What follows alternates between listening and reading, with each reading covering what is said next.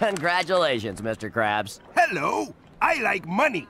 What inspired you to build a second Prestige Skin right next door to the original? Money.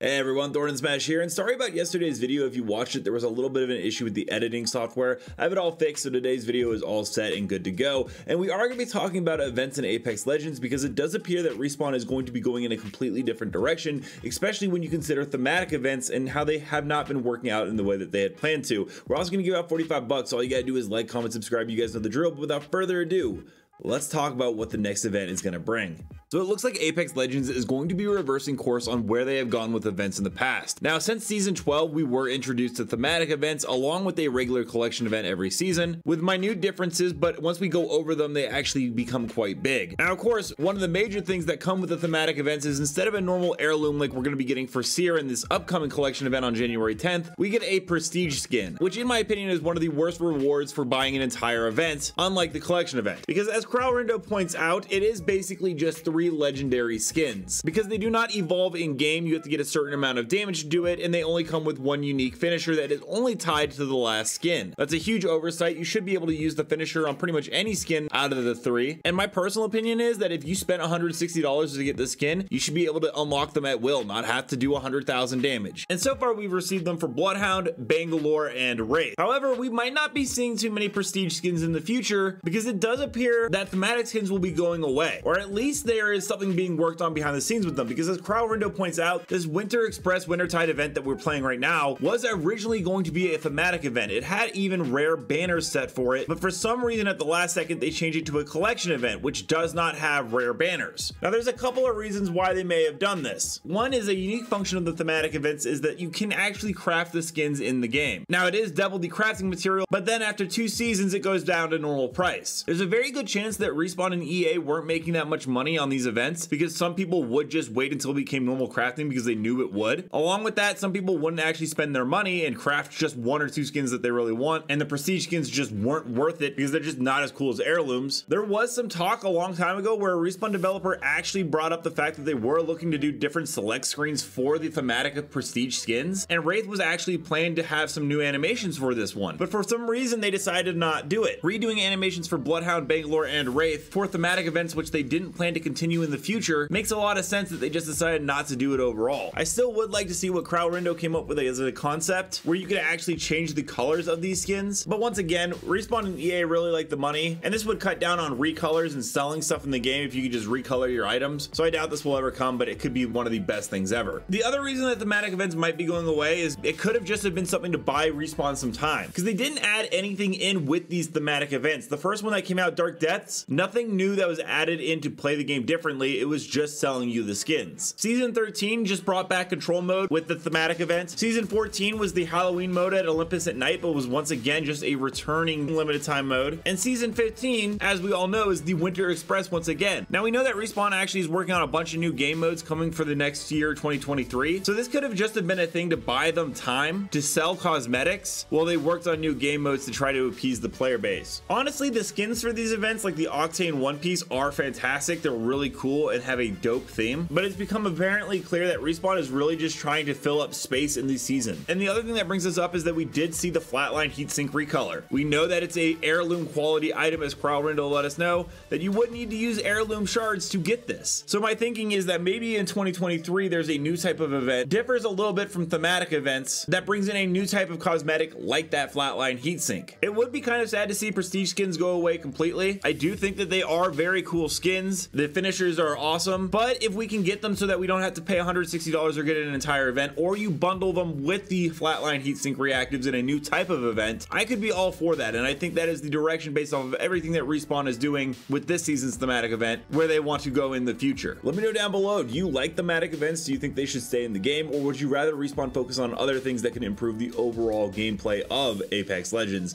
And until next time, Legends, keep slaying the outlands. I'll see you out there.